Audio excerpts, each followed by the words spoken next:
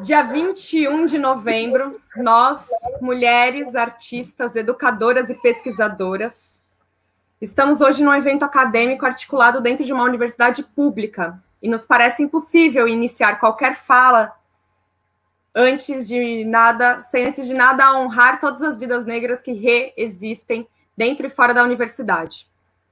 Repudiamos o assassinato de João Alberto Freitas ontem, dia 20 de novembro de 2020, Dia da Consciência Negra.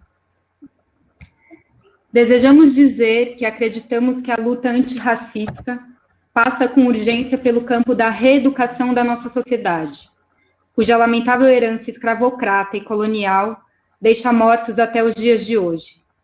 Acreditamos profundamente na democratização do acesso e permanência de pessoas negras na universidade. Honramos todas as pesquisas que reexistem nesse espaço e todas as lutas que, diante de um governo conservador, sofrem mais.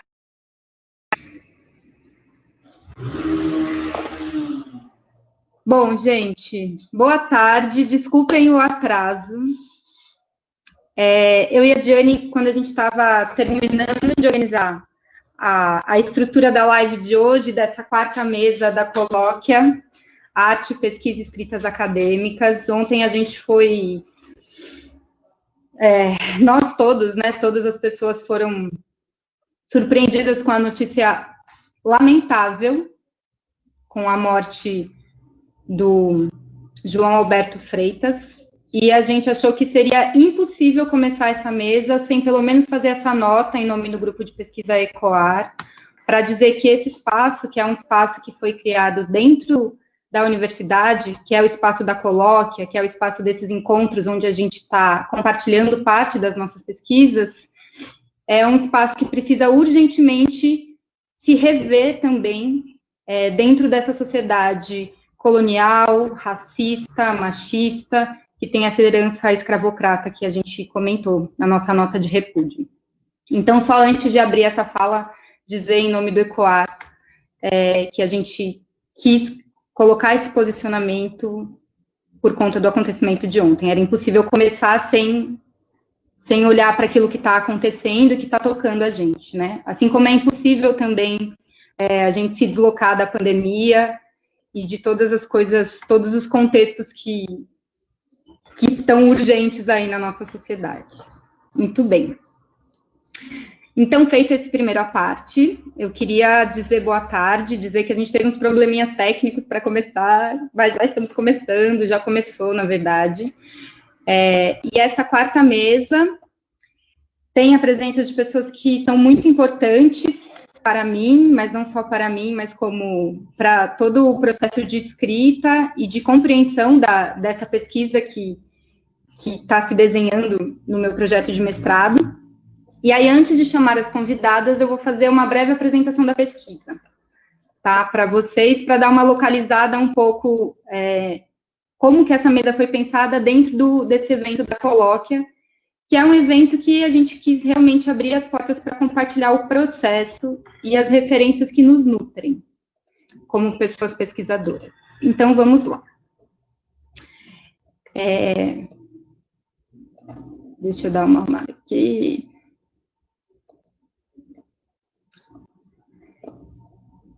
Então, bem, gostaria de agradecer a presença de todo mundo que está vendo, e que está participando desta quarta mesa da Colóquia Arte, Pesquisa e Escritas Acadêmicas, promovida pelo grupo de pesquisa ECOAR, Estudos em Corpo e em Arte, e dizer que, como todas as mesas que antecederam essa, é preciso começar o encontro falando sobre o envolvimento afetivo entre todas as pessoas que vão estar aqui hoje. O envolvimento que é afetivo não só entre as pessoas, mas também com as próprias questões que a gente pretende levantar e falar sobre.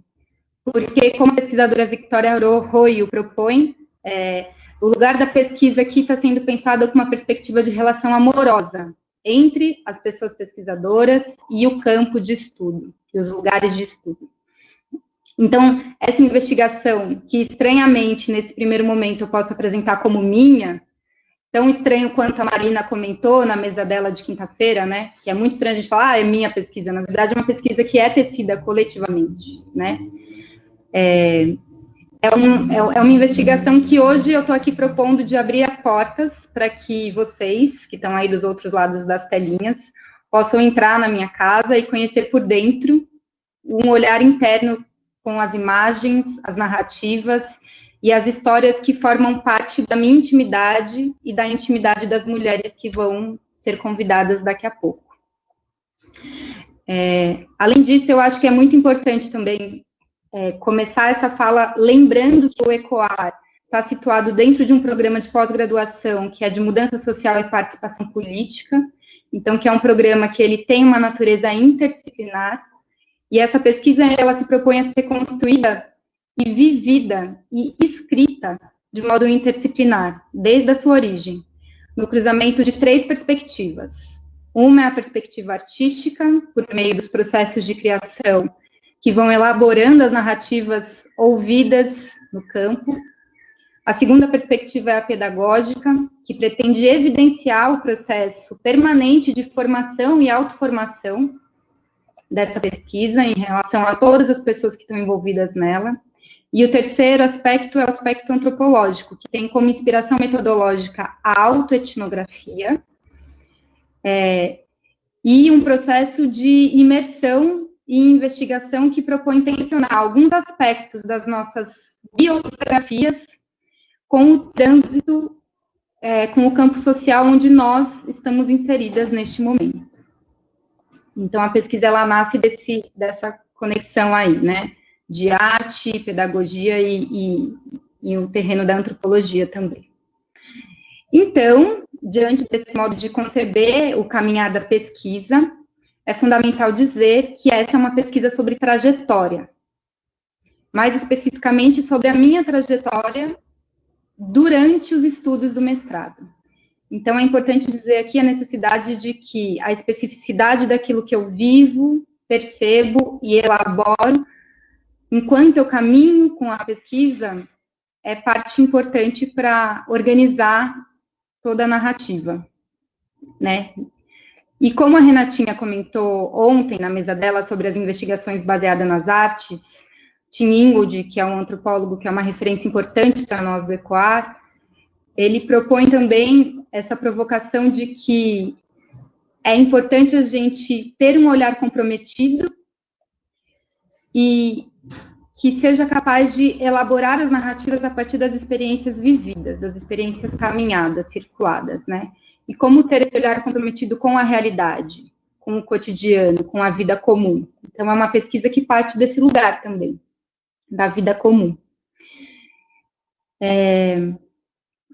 Bom, neste caso, então, falando sobre experiência vivida, sobre vida comum, a gente entra em um outro terreno que é fundamental para que estejamos aqui hoje, que é pensar que a pesquisa existe a partir das nossas experiências vividas e tendo como referência não apenas os autores, assim como os autores que eu mencionei aqui, mas também entender que nós mesmas podemos ser referências para a pesquisa. Tanto eu posso ser uma referência para a pesquisa, como a Diane é referência para a pesquisa, como a minha avó, como a Marília.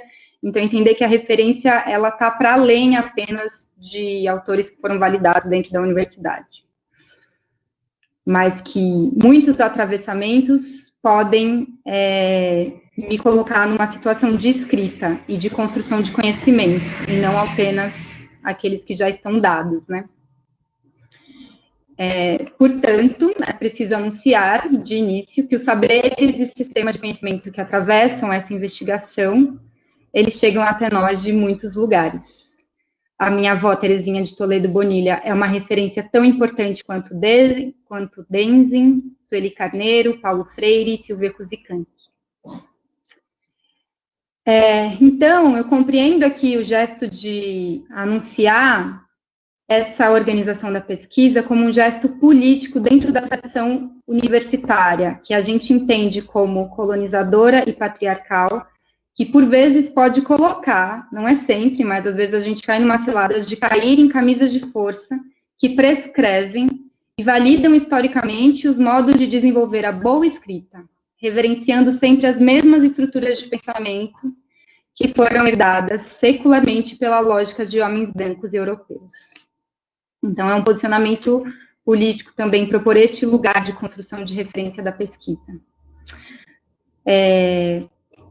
Nesse sentido, outro ponto fundamental aqui é a importância de fazer o exercício diário de descolonizar o pensamento, como a Silvia Kuzikank, que é uma socióloga boliviana, que é uma referência importante para a gente, ela nos conta, né? A descolonização como um exercício diário e uma profissão de fé, que só pode acontecer na prática e na tentativa de recuperar uma memória e uma corporalidade própria. Silvia ainda diz que qualquer processo de descolonização começa partindo das nossas casas. E aí acho que a palavra casa é uma palavra importante, porque desse modo, em 2019, eu e mais 6 atrizes, a gente começou um processo que nos trouxe até hoje, né? Até este momento de agora, em que a gente partiu de uma escuta pedagógica e atenta em relação às vozes das mulheres da nossa família. Na tentativa de compreender que, a partir das nossas trajetórias pessoais de vida, a gente pode também rastrear quais foram as marcas que o patriarcado inscreveu nos nossos corpos, nas nossas casas e nas histórias de vida das mulheres que nos rodeiam, das mulheres que nos antecederam, né, das nossas ancestrais. Então, quais as éticas de vida e dinâmicas comportamentais foram perpetuadas pelo tempo patriarcado? Como que o nosso ser, como que a nossa existência, inserida na intersecção de fatores históricos, culturais, políticos, se constrói pessoalmente, de modo tecido na relação do espaço privado, com a relação do espaço privado. Então, como que o espaço privado vai influenciar também quem eu sou no espaço público? E neste caso, eu também tenho um recorte de gênero, nós, pessoas, mulheres, pessoas que se compreendem como mulheres.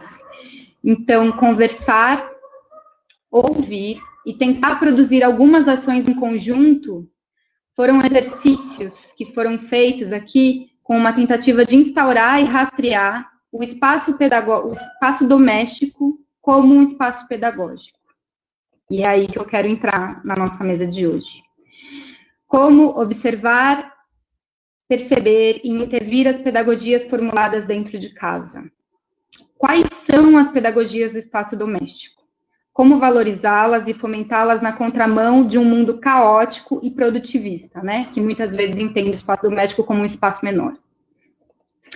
Então, diante dessas perguntas e desse caldeirão de coisas, é com muita alegria que eu chego ao final dessa apresentação inicial para situar a pesquisa e que finalmente agora eu convido as pessoas mais interessantes dessa mesa, que é a minha avó, Terezinha de Toledo Bonilha, a minha parceira, artista e pesquisadora, Diane Boda, e a mãe da Di, a Lislane Santos Boda, para essa roda de conversa, Mulheres e Suas Criações. Conversa de avó, mãe, filha e neta. Então, bem-vindas. Chegamos. Então, a ideia agora é a gente começar trocando umas apresentações, certo? Então, eu apresento minha mãe me apresenta, em seguida a Nath apresenta a avó dela e ela se apresenta, certo, dona Liz? Então, tá bom, então vamos começar. Isso é uma conversa, né? Vamos seguir, ó. Vamos seguir, estamos papeando. Eu escrevi a minha apresentação da minha mãe e eu me empolguei ontem. Então, talvez ela fique um pouco mais do que um parágrafo. Bom, Lislane Santos Boda nasceu Lislane Souza Santos, filha de Maria José e Olavo, a mais nova depois de Marinalva, Edinaldo, Ana, Maria Glória, Edivá e Gildásio. Chegou quebrando a balança de 3 homens e 3 mulheres, dando maioria para as mulheres na família, reorganizada novamente com a morte de Ana, pois nessa família somos nós as que partem primeiro. Liz para as pessoas de São Paulo, Lane para as pessoas da Bahia. Toda menina baiana tem encantos que Deus dá. Da roça de Macarani, sul da Bahia, com medo de altura e de quando matavam porco. Madrinha de Caroline, que é mãe de quem eu sou madrinha. Tem gente sua espalhada pelo Brasil inteiro. e é o retrato dessa nação da qual não se tem fotos do passado. É uma mulher doce, forte, às vezes tímida, de pouca fala, agarrada no gosto pelo estudo, dançarina do ventre, professora de crianças na fé que decidiu para si. Mãe de Felipe Boda, Gabriel Boda e Diane Boda, porque não gosta de nome comprido. Casada na luta, brigas e aprendizados com Norberto Boda Júnior desde 1987. Agora, dona Liz, você pode me apresentar. Depois de tudo isso, o que dizer da minha filha, né? Adriane Boda, né? É a filha de Lislane Norberto, a mais velha de 3 irmãos.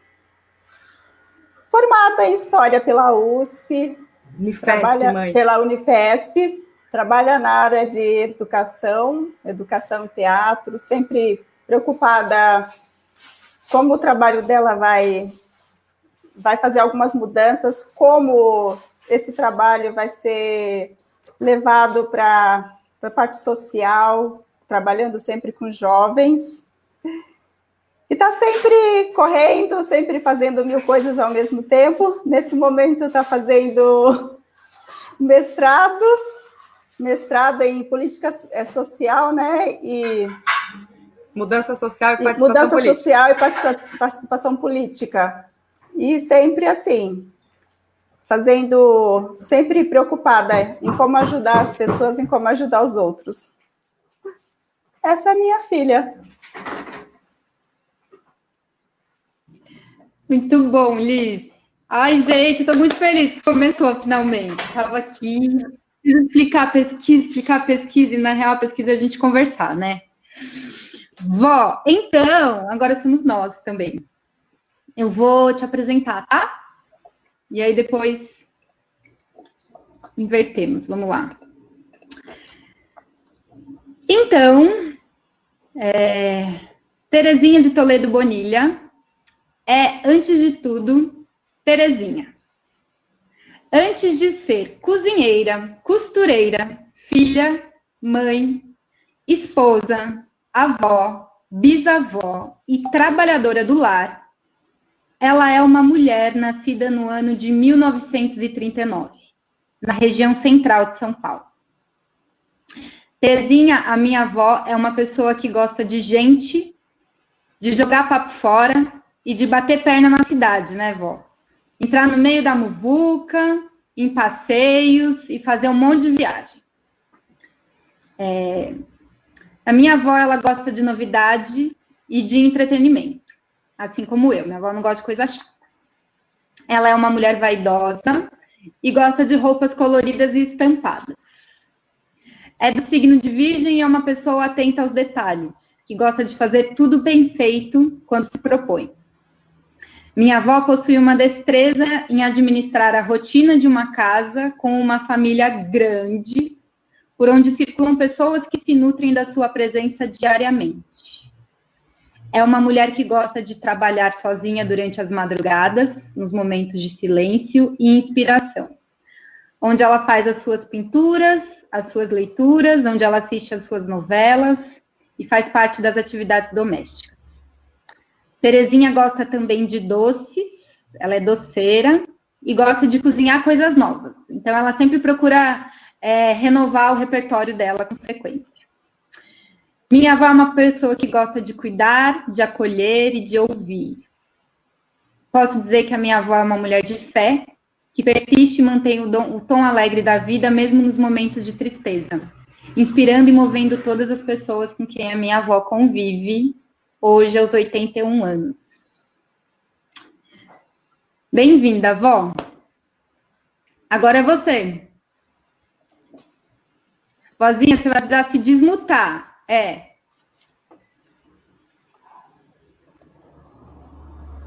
Tá mutada ainda. Deixa eu ver se... Você vai ter que clicar.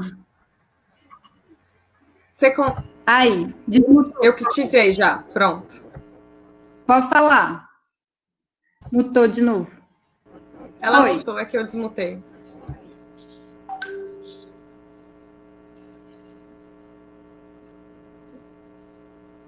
Deu certo já. está ouvindo, pode falar.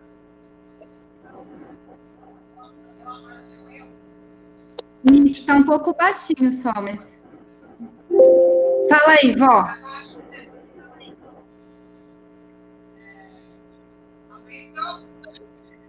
Mais ou menos, assim, tá dando para ouvir, mas tá baixinho. Ela tá de fone, talvez seja fone com microfone e esteja ruim. Pode ser. Você tá com fone, vó? Pronto, já tirei o fone. Pronto, agora tá ótimo. É que eu não estava escutando muito bem.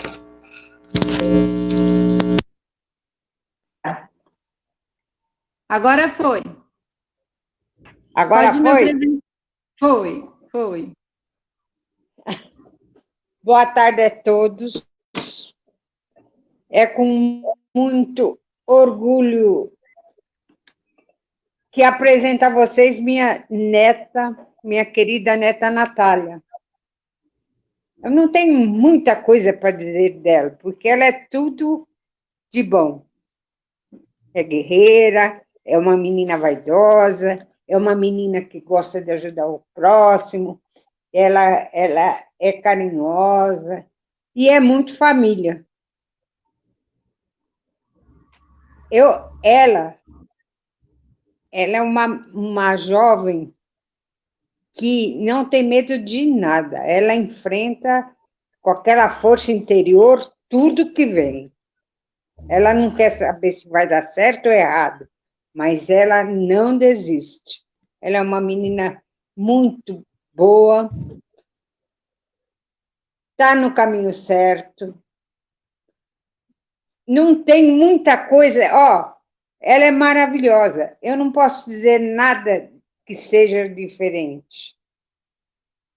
Todos os netos são iguais, cada um no seu quadrado, o que eles acham que devem fazer, o que deve seguir. Eu só sei que ela é muito competente. E tudo que ela pega é com amor e afinco. Ela não pega uma coisa para deixar para trás ou ficar no meio do caminho. Não. Ela vai em frente. Então, eu desejo que a caminhada dela seja de tudo certinho, do jeito que ela quer. Estou sempre com ela. Ela falou muitas coisas que eu nem merecia. Se precisa que dar um puxão de orelha, eu dou. Não tenho vergonha de chegar, falar para ela, chamar no cantinho, conversar. Ela é uma menina super. Eu nem tenho o que dizer dela.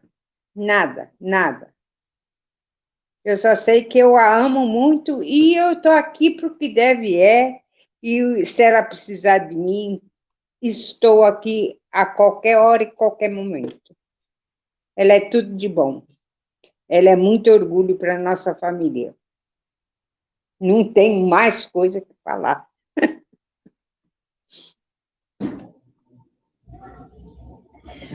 O que a gente fala, né? Obrigada, vó. Eu que agradeço. Você é muito família, filha. Você é muito família. E nós te amamos muito, você sabe. Eu também amo você e amo todo mundo. Bora, Di, vamos começar com as perguntas. Então, a gente vai começar com as nossas perguntas, o que não significa que as pessoas que estão vendo também não possam lançar as perguntas delas de acordo com tudo isso que está acontecendo. A gente só preparou algumas provocações que faz muito parte do que a Nath tem provocado nessa pesquisa. E a primeira que a gente lança é: quem foram suas bisavós, avós, mães, mulheres da sua família? Quais lembranças mais antigas você carrega delas? O que você aprendeu com elas? Quem quer começar? A sua mãe. Olha, bisavó, eu não conheci. Eu não tive esse contato com bisavó, eu não conheci de nenhum lado da família, nem do materno, nem do paterno. Meus avós paternos também eu não conheci, que quando eu nasci eles já tinham partido para o outro lado, né? Eu só conheci meus avós maternos. E assim, eu tenho lembranças da minha avó Ana, gostava de viver na fazenda, ficava mais na fazenda. Era uma mulher forte, assim, mãe de 12 filhos, né? Uau. Mãe de 12 filhos, era uma mulher bem guerreira. E, assim, eu me lembro da casa dela, do tempo, quando a gente ia na casa dela, do pé de genipapo, que tinha lá, que eles faziam doce de genipapo, faziam licor de genipapo. E por falar em licor de genipapo, eu comentando com meu irmão, né, que eu lembrava, mas na época, eu era criança, não podia tomar licor de genipapo. Aí, essa última vez que eu fui lá na casa dele, ele me fez licor de genipapo. Ah, você tá tomando? Ele fez. Eu falei, ai, não lembro do sabor, assim, da fruta, não sei como é que era. Quando eu cheguei lá, ele tinha uma garrafa de licor que ele me deu de presente. E me lembro que eu passei uma semana com a minha avó, eles faleceram, os dois faleceram muito próximos, assim, meu avô e minha avó, com 5 dias de diferença. E eu me lembro que eu passei uma semana na casa dela, que a minha mãe viajou, e eu fiquei lá com ela. Eu me lembro dela na cozinha, fazendo comida, e eu sentada lá conversando com ela. E nesse tempo que eu fiquei, o meu tio Joaquim, era muito danado, né?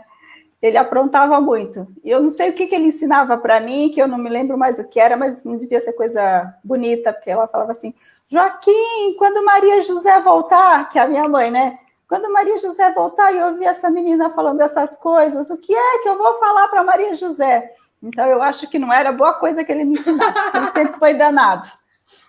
E era muito gostosa a casa da minha avó, assim. A gente ia lá tomar café com requeijão, né? Requeijão café baiano. Com requeijão, café com biscoito. Era muito legal. Foi o único contato que eu tive, assim, só com a avó materna, e a minha avó faleceu, eu tinha por volta de uns 8 anos, assim, então não foi tão longa essa convivência. Foram poucos momentos gostosos que é a casa da avó. E da sua mãe e suas irmãs mais velhas, assim? Você é mais nova, né? Tem muita mulher antes de você. Muita mulher antes de você, né? Antes de mim, para ser mimada. Fui muito mimada por todos os irmãos, até hoje. É verdade. Até hoje, eles me tratam como se eu fosse a criança da família. Mas eu que dou bronca neles quando precisa. Verdade também. Foi muito bom. Assim, a minha mãe era uma pessoa muito tranquila. Eu lembro dela, as coisas mais gostosas de casa eram os biscoitos no forno de lenha. Fazer biscoito no forno de barro lá, que esquentava, forno a lenha que chama. E era uma fase muito gostosa também, nossa, na fazenda, com todos, com os irmãos. E depois eu fiquei sozinha, né? A mais novinha, os irmãos foram indo embora, foram cuidar das suas vidas, foram para a cidade estudar. Como era na fazenda, eu fui aqui fiquei ali com a mamãe. E lembro dela lendo para mim.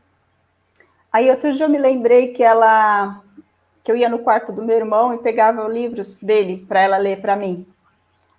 Aí eu me lembrei de ter ouvido ela dando bronca nele. Você deixa esses livros aí para ela pegar, aí eu tenho que ficar lendo e escolhendo o que pode ler. Aí outro dia eu me lembrei, fui perguntar para ele, falei assim, eu fiquei curiosa, quais eram os livros que você lia, você lembra? Ele me falou, só que eu não encontrei. Eu queria ler para saber o que tinha de interessante, de picante nesse livro que ela não podia ler para mim. Ele falou que eram romances, mas podia ser aqueles romances bem apimentados. A minha mãe era... E com as suas irmãs, mãe? Tem alguma história com as irmãs? Com as mulheres? Então, assim, de criança... De aprendizados mesmo, dessa coisa o que você aprendeu com as mulheres da família mesmo, assim? Ah, sim. A minha primeira professora foi a minha irmã, né? A Marinalva, dando aula. Foi quando eu fui alfabetizada por ela, né? E assim, eu aprendi muitas coisas, né? Porque se é a mais nova, você vai se espelhar nos mais velhos. Então, você fica imitando os irmãos. E é Obrigada. isso. E Terezinha que nos conta sobre as suas mulheres mais velhas, suas que vieram antes. A minha avó, por parte de mãe, Ambrosina, era uma mulher guerreira, muito forte, muito lutadora. Quando eu nasci, ela já era viúva. Os filhos já estavam formados, tudo trabalhando, gente forte. Ela era uma pessoa muito simples, mas ela era, assim, como vou dizer, ela era muito família, ela trabalhou, ela tinha uma pensão, que ela trabalhava ali na João Teodoro, ela tinha uma pensão grande, e a gente morava tudo com ela, porque a casa era enorme, a casa tinha muitos cômodos, então os filhos, cada um tinha o seu quarto e o seu banheiro provisório, assim, cada um tinha a sua parte, certo? Então, nós moramos muito tempo com ela. Eu saí de lá para casar. Eu me lembro bem, para casar. Ela fez o meu casamento. Ela foi na minha lua de mel, porque a minha tia achava que o meu marido ia ajudar em mim. Então, a minha avó ela era muito apegada nas netas, nos filhos. Então, ela queria, ela era muito importante, porque ela era muito sábia, ela sabia lidar com as pessoas de um jeito diferente, ela tratava todo mundo com respeito, e eu não posso dizer nada dela. A única coisa é que ela me mimou muito, ela cuidou dos meus filhos até a morte, ela ficou junto com a gente, morou comigo, com a minha mãe, e ela cuidou dos netos como se fosse filho dela. Não sei, até hoje eu me lembro, ela fazia muito crochê, e ela fazia aquelas coxas, tudo sobre crochê, eu ia falar com ela que ela fazia. Mas ela tinha o quartinho dela, e o meu filho do meio, não a mãe da Natália, mas o Beto, ele era pequeno ainda, então ela colocava ele, ela ficava sentada na cama, ela tomava conta dele, que era nenenzinho, de vez em quando ela deixava ele cair, mas tudo bem, não acontecia nada. Mas ela era enérgica, ela falava, não pode, não pode. A gente falava, não, mãe, deixa, não, vó, deixa. Não, certo é certo, eles têm que aprender o que é certo. E graças a Deus, meus filhos todos aprenderam, isso já vem do berço dela para mim, passei para os meus filhos, agora tá os meus netos, as bisnetas, estão tudo seguindo a mesma ordem, respeitando todo mundo, e cada um seguindo o seu caminho, ninguém obriga ninguém, porque todo mundo tem que ter a responsabilidade, e isso é que ela deixou para a gente. Foi uma lição de vida muito boa. Tem que ter dedicação, responsabilidade e respeito. Então, ela foi maravilhosa. Para mim, ela foi tudo que eu podia imaginar de vó. certo? Ela dava bronca, mas ela também acariciava, dava carinho, dava tudo que ela pudesse dar. Então, essa avó minha é inesquecível. É por parte da minha mãe da minha mãe. Agora, a do meu... Eu ia te perguntar se você lembra quando que ela ficou viúva.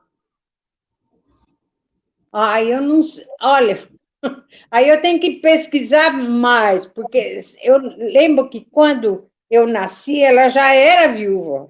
Ah, tá. Em 39. Ela já era viúva. Então foi bem cedo, né? Porque ela tocava toda a pensão, né?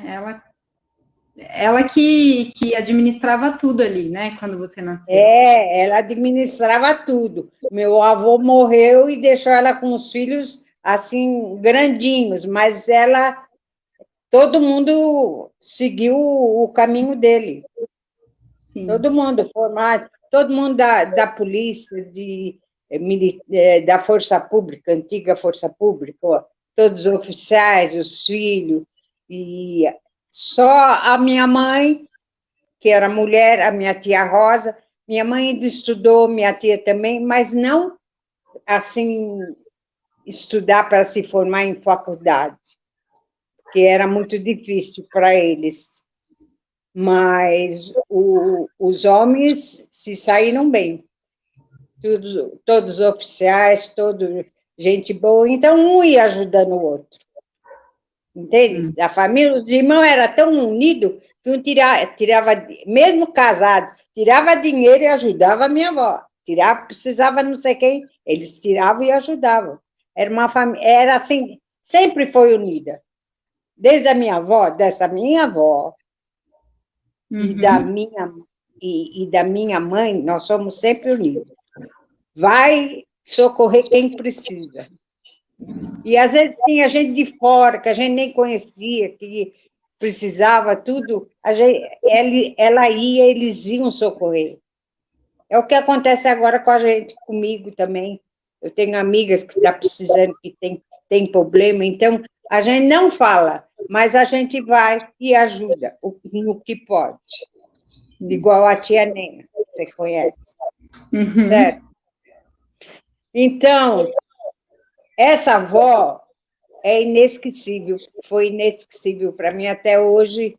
Eu lembro dela com muito carinho, uma pessoa muito carismática demais. Tem a minha outra avó, a Benedita, que era por parte do pai. Essa também eu conheci, mas eu devia ter uns 15, 16 anos, mais ou menos assim. Ela era muito enérgica, ela era, assim, muito altiva, de vez em quando, ela era carinhosa, um pouco carinhosa e bondosa. Mas acontece que ela era casada com um militar, então ela seguia aquela regra militar. Então, era tudo ali na linha, tudo, entende? Ela queria criou os filhos com aquele regime. Mas ela também, para mim, mas não foi como a outra que era o dia a dia, que me adorava meus filhos. Vó, mas enfim, a avó Benedita tem uma história importante, né? Pelo menos foi o que você me contou. Que ela era índia. Meu avô, ele foi um dos primeiros aviadores do Brasil naquela época, e ele foi para o Xingu, e lá ele conheceu a minha avó. E ele trouxe a minha avó. Entende? Ele roubou, sei lá o que ele fez, ele deve ter roubado, porque trouxe a Índia para cá. Mas ele pôs na escola, ela tinha um português que, olha, de fechar o comércio. Ela, de todos da família, o português da minha avó, ela, olha, parecia que tinha feito faculdade. Porque ela estudou, ele fez ela estudar. Porque ele era oficial, ele tinha a patente dele e ela tinha que seguir os passos dele. Ela era muito bonita. Mas não foi tanto assim, mais chegada como a outra avó. Certo? Tenho orgulho dela também, dele. Meu avô era demais. Meus netos iam para a escola, ele morava na rua de baixo, ele fazia bolo de cerveja preta, fazia bolo de fubá, pegava as crianças, enfiava dentro da casa dele, não ia na escola para ficar comendo com ele. Ou senão, quando voltava, tinha que passar lá para jantar. O pai do meu pai. Uhum. O pai da minha... O pai da minha mãe, eu não conheci. Quer dizer, a minha família sempre foi assim, entrosada, sempre junto, brigando, lutando, guerreando, mas junto. É uma turma que, assim, tem que falar, fala. Doeu, mas passa. Então, cada um segue o que acha melhor. Respeita um o outro. De vez em quando tem umas tretas, mas isso toda a família tem, né? Então, eu acho que tem coisa que a gente não gosta, mas também não vai falar, porque não é da alçada da gente, que eu acho assim, todo mundo, o ser humano tem que ter o livre arbítrio de fazer o que acha melhor para ele. Não impor as coisas. Não, quero que você seja isso, quero que você faça isso. Não, na minha família nunca teve isso. Esse negócio de falar, eu não fui professor, eu não fui isso. Eu estudei até o Carlos de Campos, que era como colégio. Parei aí, né? Casei, daí eu não sei, eu queria, mas não deu para estudar, então ficou naquilo. Mas tudo bem, me sinto bem, meus filhos são maravilhosos, todos têm o seu diploma, todos têm a sua vida própria, então é o que interessa. E eu gosto muito de bagunça, viu, Dione? A Diane é a pessoa certa para você falar isso, viu, vó? Eu sei, né? Eu sei. Mas bagunceira. Eu estou esperando todo mundo, se Deus quiser, para um almoço. Eu estou esperando o coronavírus acabar para eu ir tomar sorvete de casquinha na sua casa, dona Terezinha. Então é isso. Quanto aos meus avós, é isso. Tudo bem. Eu guardo eles na memória, cada um com os seus defeitos e com os seus acertos. E deles eu carrego muita energia boa, de ajudar o próximo, de socorrer quem precisa, de estar sempre pronto para alguma coisa, né? Então, é isso aí. Muito bom, vó. Muita coisa, né? Também fico imaginando. Tem muita coisa que eu te contei que não dá tempo para a gente. Não dá tempo, mas é uma vida inteira, né, para você falar. Então, e aí muita coisa muito interessante, assim, de ouvir mesmo, né? Porque eu acho que tem esse exercício de, tipo, da gente parar para ouvir e conversar para entender também de onde que a gente veio, né? O que a gente ouvia, o que a gente falava, enfim. O que as pessoas que nos formaram também, como que você foi formada também, né? Você me formou, como que você foi formada? E aí eu vou emendar para uma segunda pergunta para a Liz. que é para vocês duas, né? Mas vou fazer para a Liz agora. Que assim, eu e a Edi, quando a gente estava conversando, a gente pensou nesse primeiro momento de vocês falarem das lembranças de vocês, das suas mulheres, o que vocês lembravam delas, e o que vocês aprenderam com elas. E a segunda pergunta é, e vocês, enquanto pessoas mães, o que vocês aprenderam sendo mãe? Então, a partir da experiência de ser mãe também. Como foi isso? O que você aprendeu? Como foi educar a Diane e mais os outros filhos?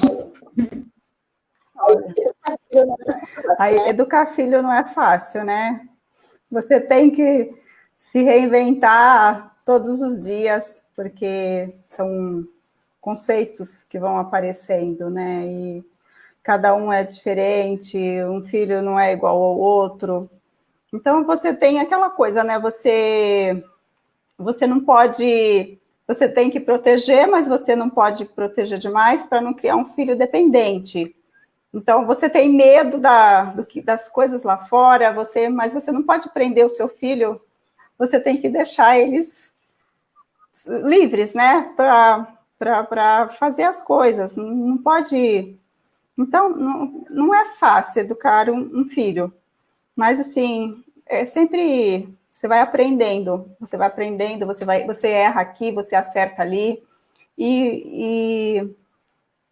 você aprende com eles também, né? Você aprende com eles, a gente nunca não tem uma receita para educar filhos, é a vivência.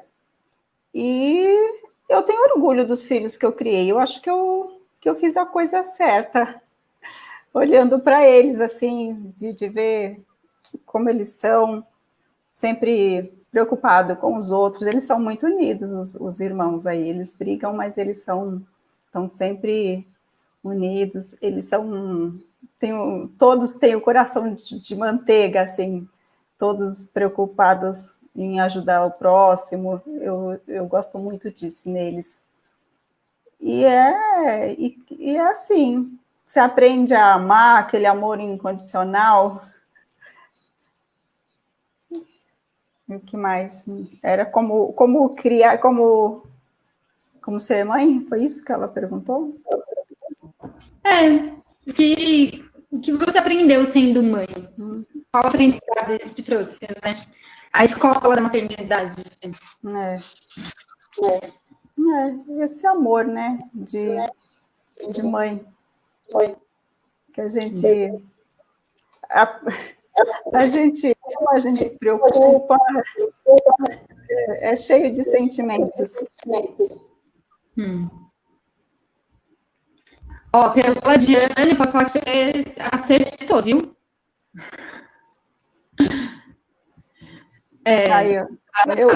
Eu acho que sim.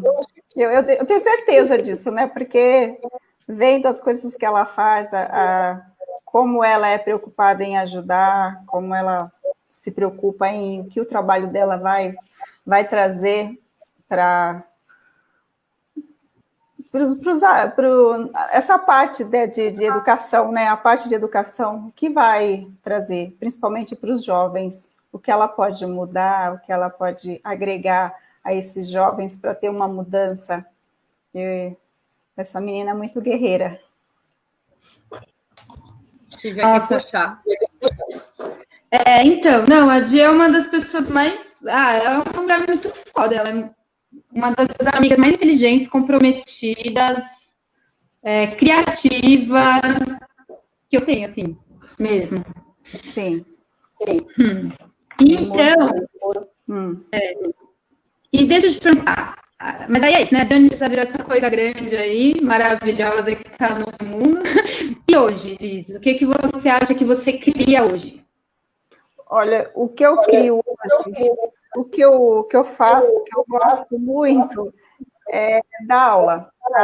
Eu trabalho já há 15 anos com a evangelização infantil.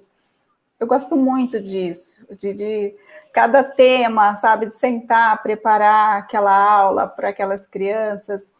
E nesses 15 anos já passaram muitas ali pela minha sala de aula, e hoje eu vejo adolescentes que estão ali trabalhando já, ajudando os pequenos, que estão ali na casa já, que, sabe, a moçadinha do bem, que você fala assim, puxa, eu plantei uma sementinha ali que está florindo, é muito gratificante. Então, eu acho que essa criação de hoje são essas aulas.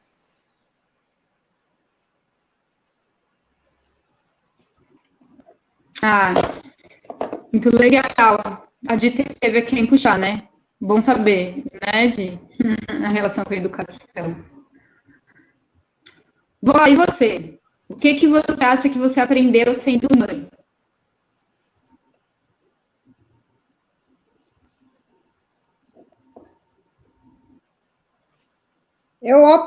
O que eu acho?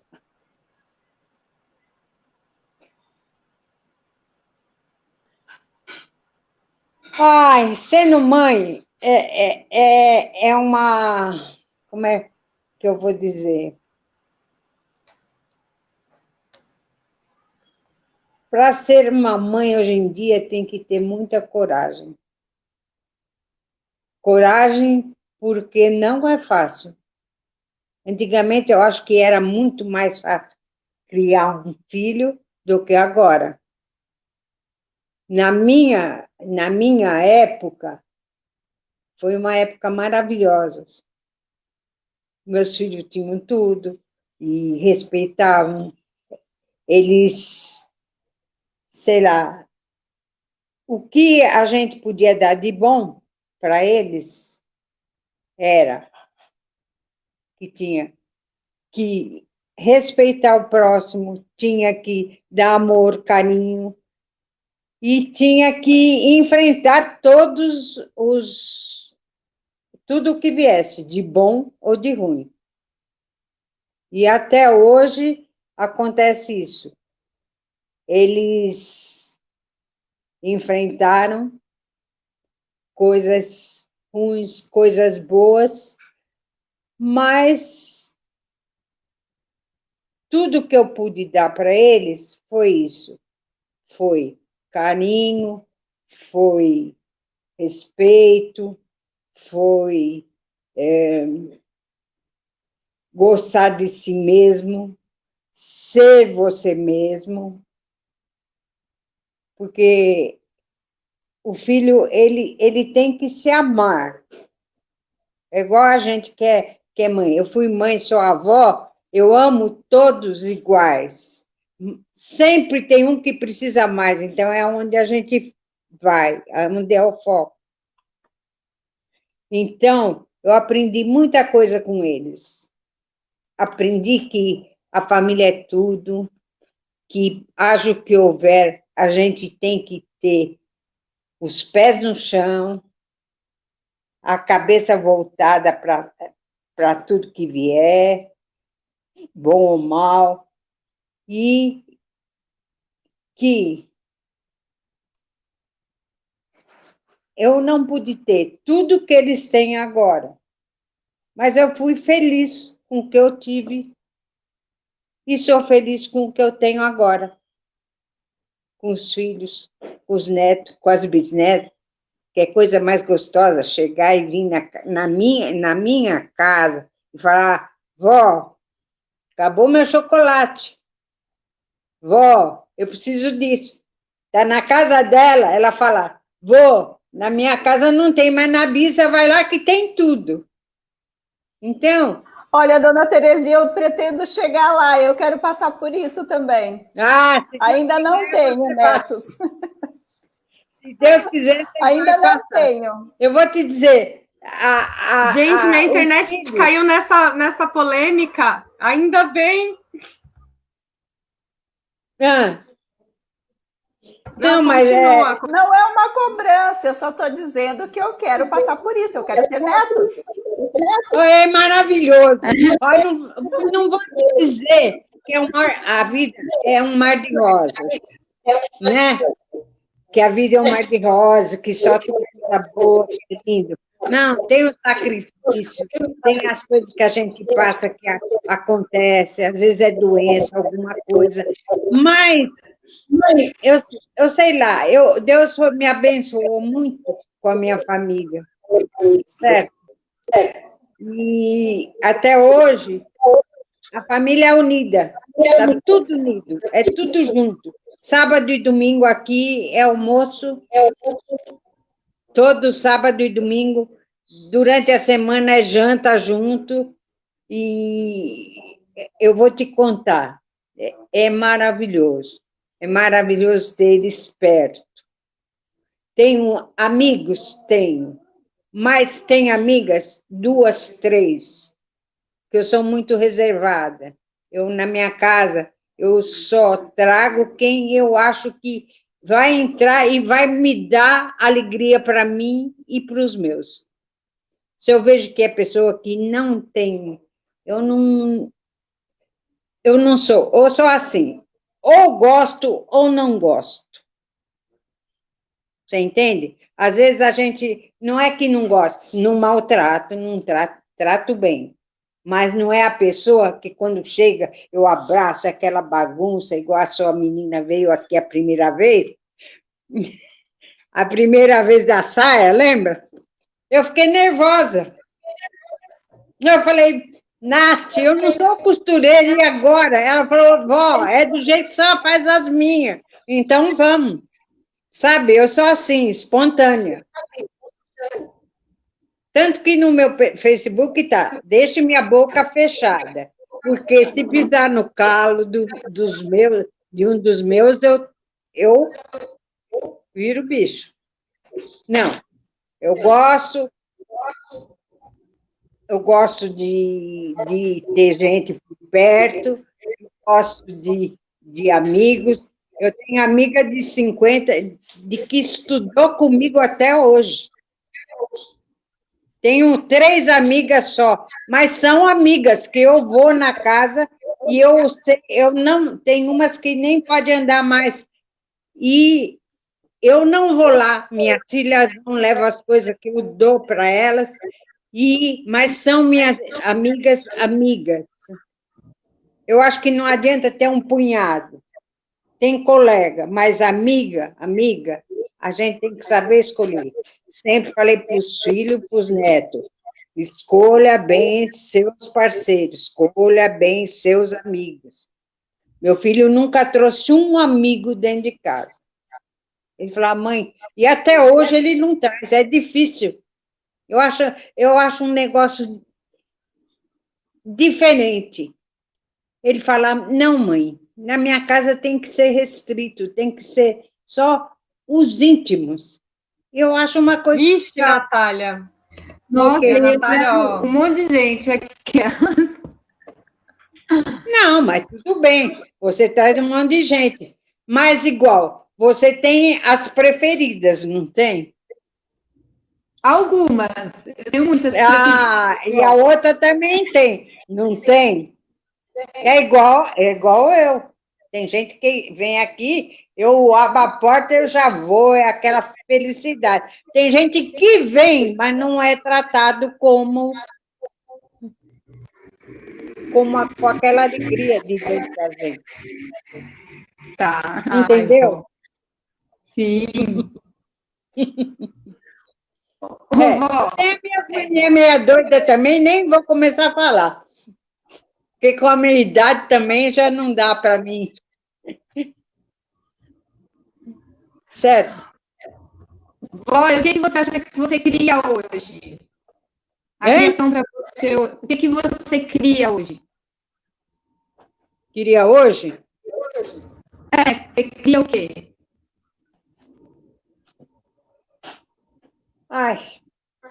Eu queria saúde. Bastante.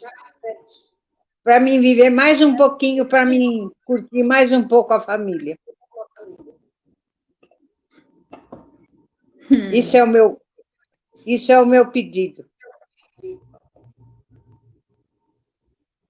Faz ela aí deixando um recado, vó.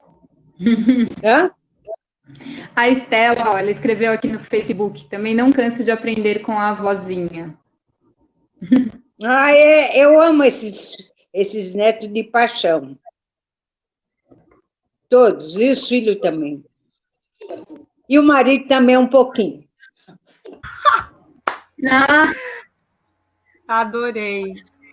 Nath, eu estou em dúvida se a gente segue com as perguntas ou se a gente abre agora para as perguntas que vieram. Tem uma pergunta que eu acho que é mais para você e tem uma pergunta que é para as duas. O que você acha? pode ser, vamos ver as perguntas. Acho que sim. Pedir para a Má ver. Pergunta da orientadora, hein? Então...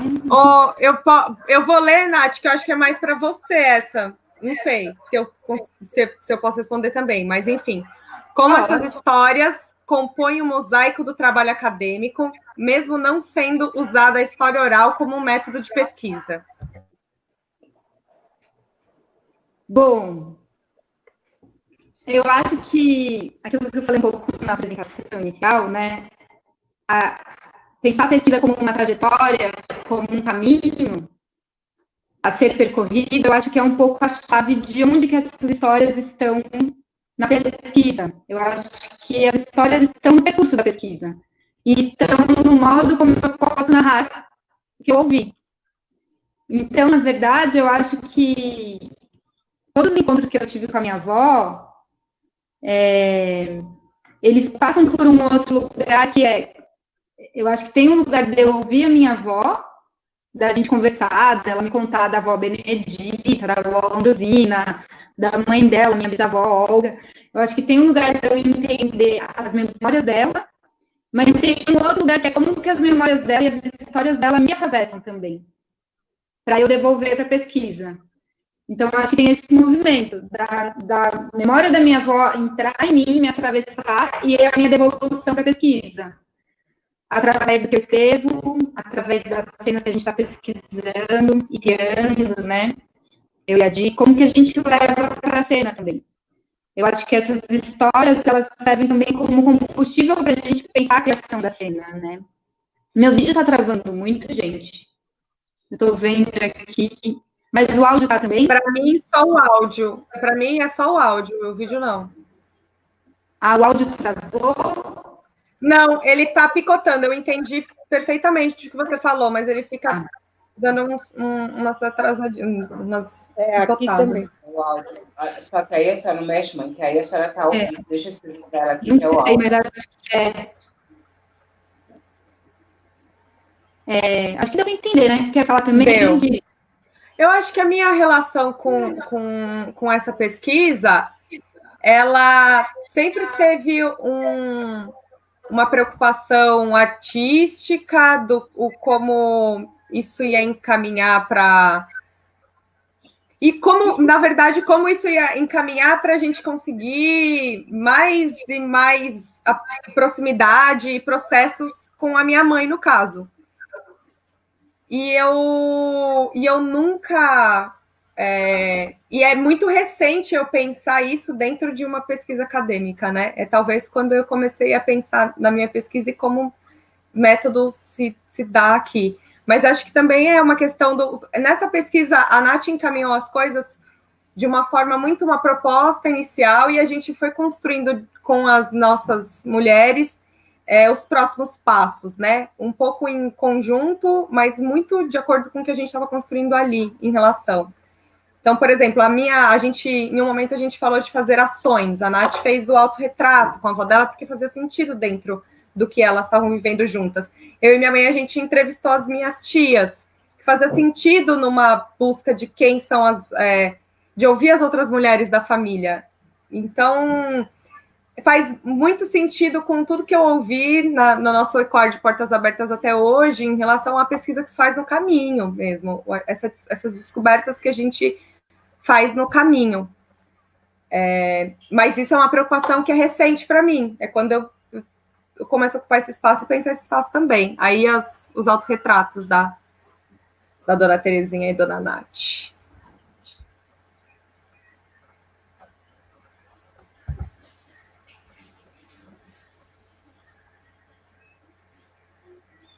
E aí tem essa segunda pergunta, que já é para a dona Liz e dona Terezinha.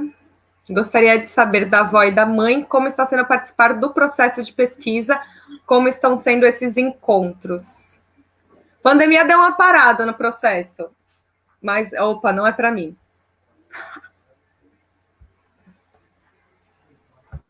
Olha, para mim foi muito importante essas pesquisas, porque foi um momento de sentar com as irmãs para ouvir histórias.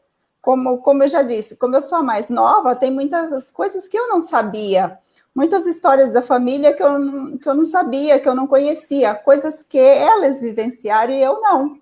Então, foi muito legal isso, conversar, saber de coisas, até da minha avó, dos avós paternos, que elas conheceram e eu não, histórias que elas contaram, foi super legal trazer isso para nossas vidas aqui. Eu gostei muito de participar disso aí.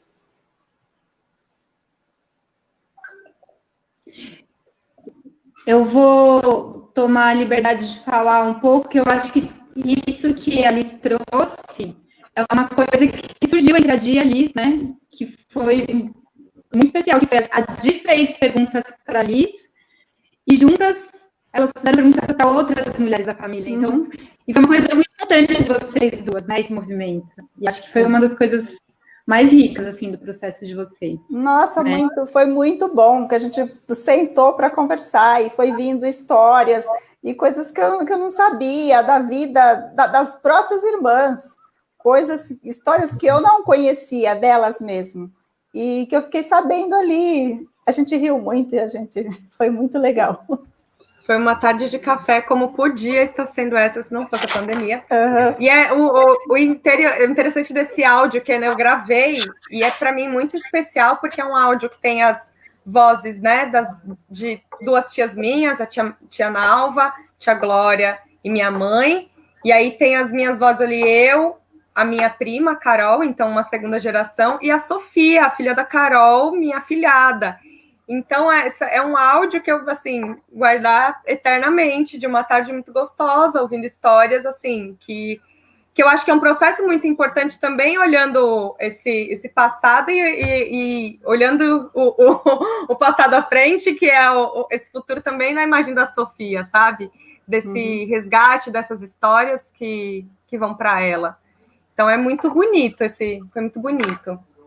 Eu achei muito importante isso, foi bem legal, essa parte do trabalho de vocês. E para você, vó, como foi? Como foi que trabalhar causou esse encontro que teve? Olha, para mim foi uma experiência incrível. Eu nunca ia esperar que você me chamasse para fazer esse processo e foi muito bom, um aprendizado enorme. Gostei de conhecer as meninas, gostei de toda a sua, como é que se fala? O seu trabalho com elas e elas com você, e participar e estar junto. Foi muito bom. Estou muito orgulhosa de vocês. E vocês duas. Tá? E outra coisa, fiquei com inveja da tua mãe, porque eu fui filha única.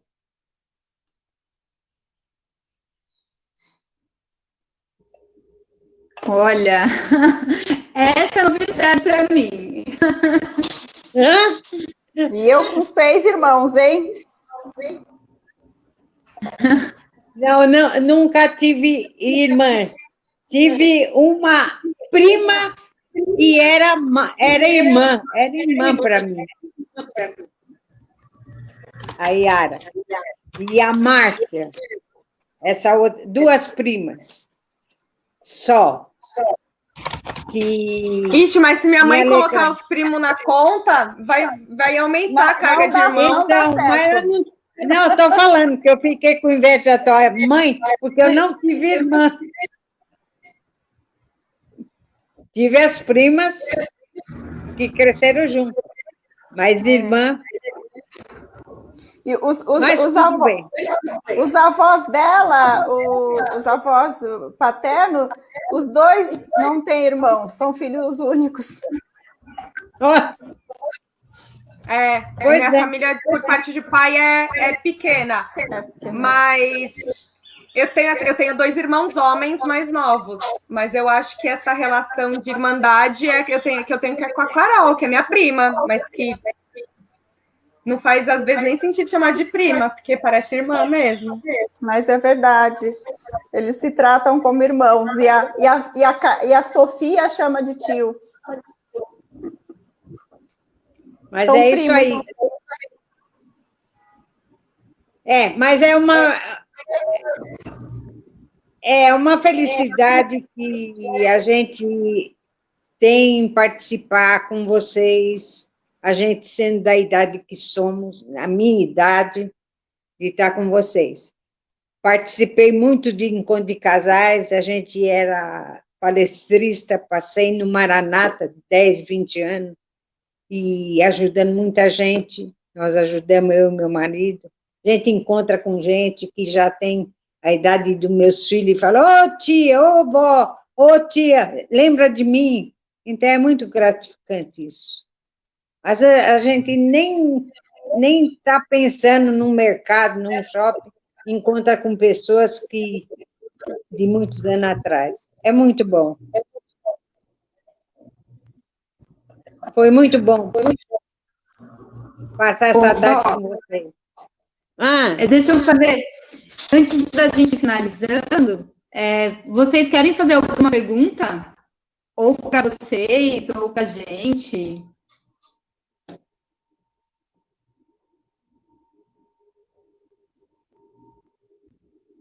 Quando vocês foram, vocês duas, quando vocês foram convidar a gente para pesquisa, qual foi o seu... Como é que eu vou falar? Critério. Porque quando vocês pensaram nas pessoas para chamar a gente, qual foi o critério para poder chamar nós, eu e a sua mãe? E ela, eu. Com tanta gente na família, me fala. Eita! Vou começar, Di, já que eu estou com o mic aberto. Ai, bom. Então, eu lembro de eu estar na sala da Funarte, estava eu, a Di, tinha outras atrizes também, na época estava a Jaz, estava a Amanda, estava a Gi, eu lembro de eu propor, assim, vamos escolher alguma mulher da nossa família para a gente começar a se aproximar, para a gente conversar, para a gente construir uma relação durante a pesquisa.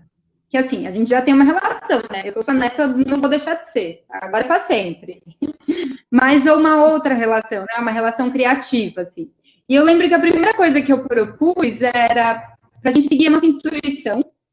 Acho que tem um lugar da intuição.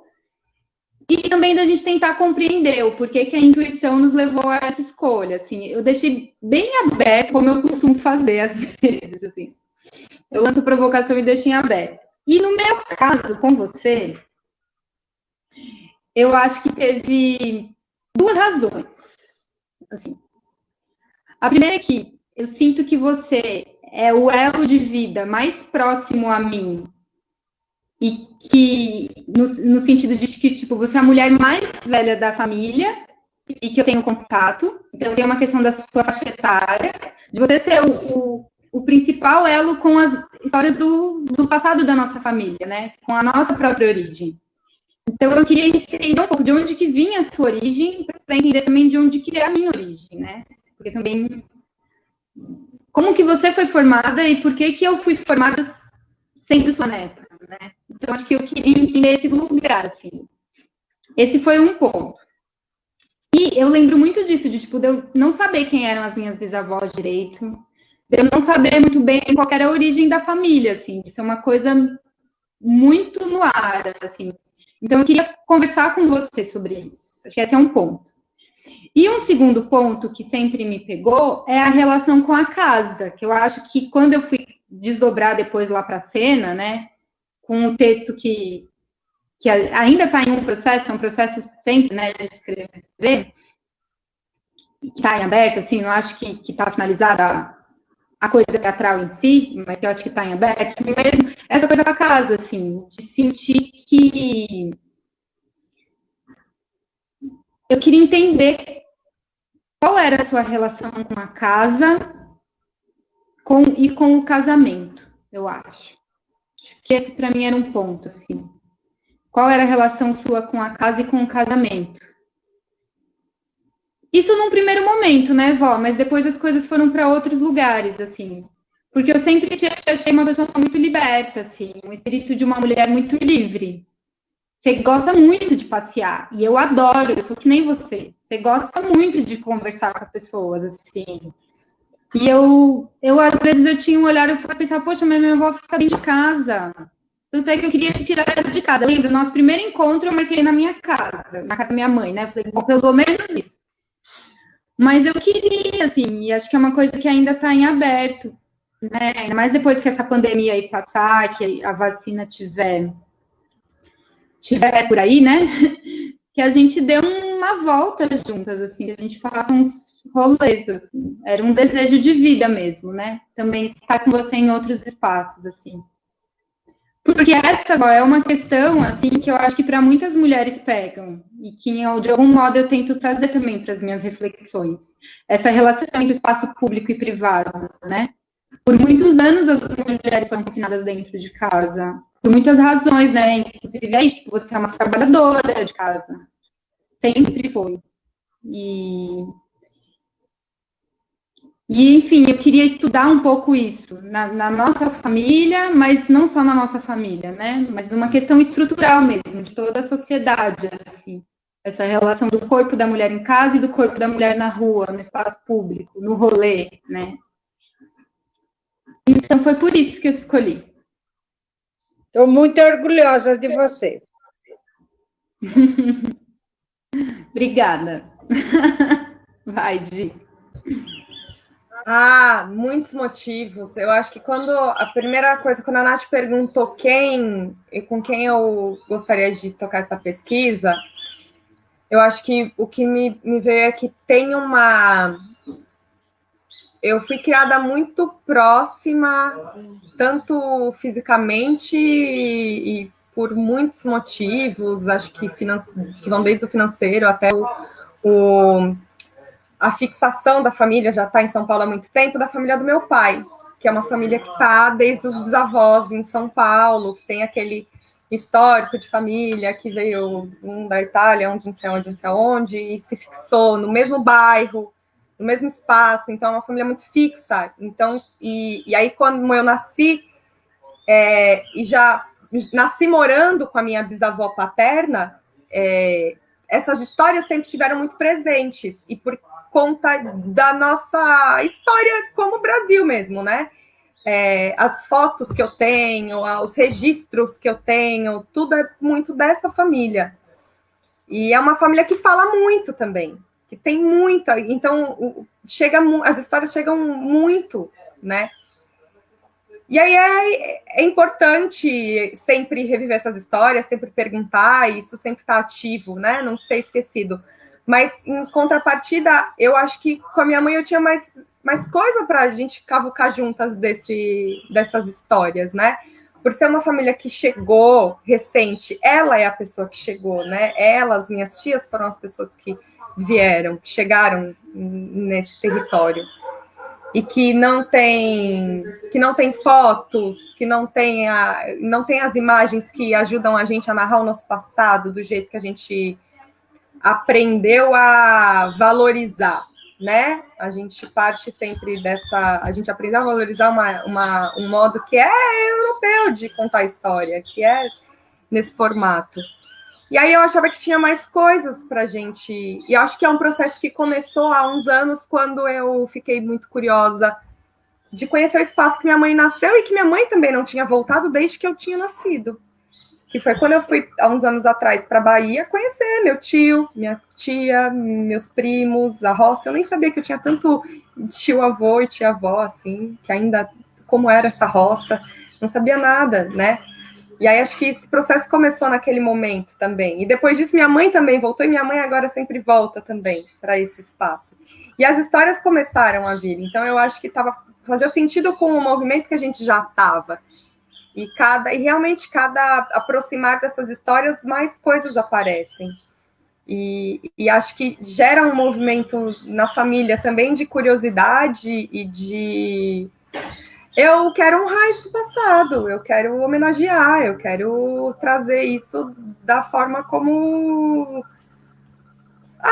para construir as nossas narrativas mesmo, com esses dois lados que me integram como pessoa, né? Eu sou filha de uma mulher baiana e um homem paulistano, então eu quero que isso esteja em mim, que isso esteja na Sofia, que isso esteja na Carol, no Felipe, no Gabriel, eu quero que esteja em todos nós. Então, tem que começar de algum lugar. Então, começamos. Tem muita coisa para cavucar ainda, né?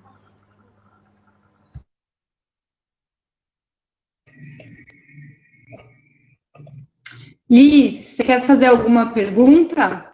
Só se quiser, não? Acho que não. Liz, nós somos famosas, hein? Olha aí, ó. Bastante. A gente precisa se encontrar para comemorar. Pode deixar. Quando passar tudo se isso, Deus a gente quiser. abre esse encontro. Amo muito sua filha também.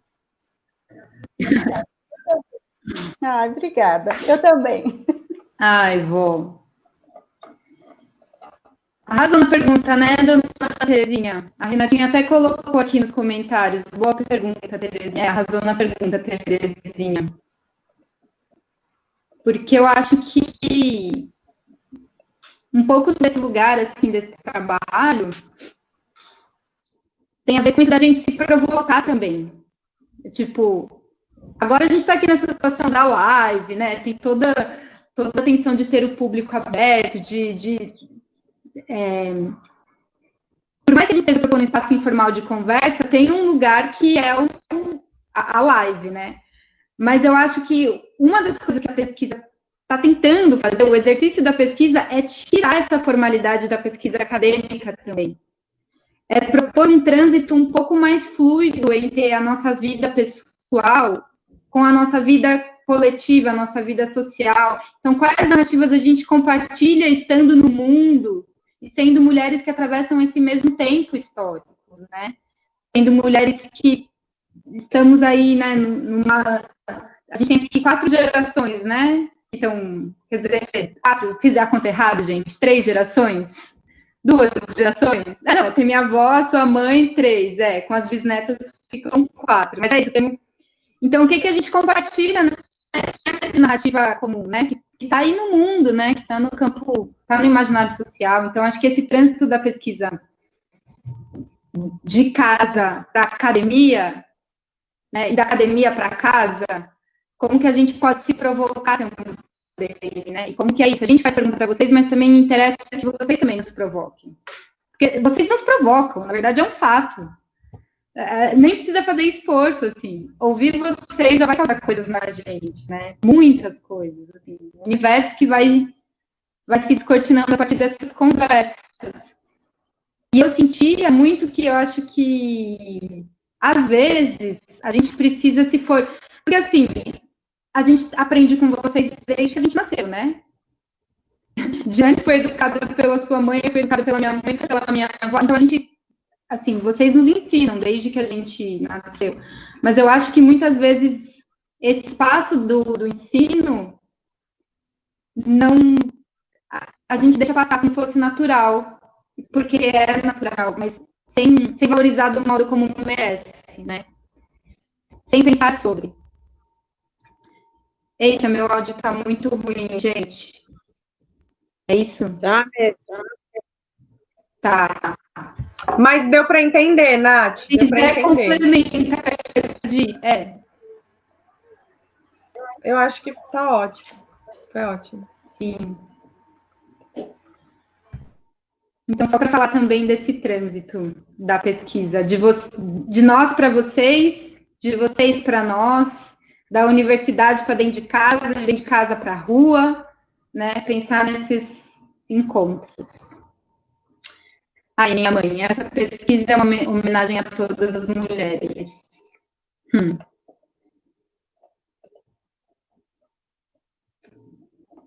Gente, acho que é isso. Finalizamos. A gente já está com 1h20 de live, né? Mais ou menos. 1h25. 1h25. Então, acho que queria agradecer muito vocês. Espero que a gente possa se encontrar logo para tomar um café, um almoço, beber uma cerveja, ou o que a gente quiser. Agradecer as pessoas que acompanharam a live, né? Agradecer a Marília Velarde, a nossa orientadora, que está aqui dando todo apoio, força nesse momento. E agradecer a todas as pessoas do ECOAR também que estão aí assistindo, acompanhando, provocando esse encontro de hoje. Então, acho que é isso. Que venham os próximos, sim. Então é isso. Muito obrigada. Vamos falar um tchau pelo coletivo? Marília, quer entrar para falar um tchau? Ela falou um tchau. Ela falou um tchau, viu, gente? Então, Gi, fala da colóquia. Amanhã a colóquia continua. Continuamos amanhã, último dia da colóquia, e com a de portas abertas. Amanhã nós temos duas mesas para fechar. A gente tem... Eu não vou conseguir ver aqui, que a minha internet está ruim, abrir para ver os nomes direitinho. Mas às 15h, a gente tem uma mesa do ECOAR, falando sobre o processo de criação do vídeo, do que está pesquisando esse histórico e remontando esse histórico do grupo. Se a Nath achar o nome, a gente coloca o nome direitinho, mas enfim, às 15h, na página do ECOAR, no Facebook, e depois às 18h a gente tem a última mesa com a Darília, para a gente conversar um pouco sobre arte e educação no contexto de privação de liberdade e os nossos corpos de mulheres na arte e educação. E aí a gente fecha, então, amanhã é o último dia. Então, fala o nome, por favor. Então, às 15h, mesa 5, ECOAR, trajetórias entre práticas artísticas, produção de conhecimento e universidade. Compartilhamento do documentário com a André Bezerra, Marina Coraza e Vinícius Fernandes da Silva, que são pessoas do ECOAR também. A mediação vai ser da Renatinha. E às 18h, encerramento com a mesa da Di, sobre a pesquisa de mestrado dela, Quem Cuida de Quem, Memórias Corporais de uma Artista Negra na linha Tênue da Arte e Educação. Com a Darília. Muito bem. Certo? Então, curtam a página, o blog, o Instagram. Esse é o espaço que a gente tem trocado nesse momento de pandemia mais que nunca. Então, nos vemos amanhã, certo? Sim, com certeza. Gente, amanhã. Então, beijo, gente. Tchau. Beijo. Obrigada pelo convite, viu? Adorei participar com vocês. Foi muito lindo, maravilhoso.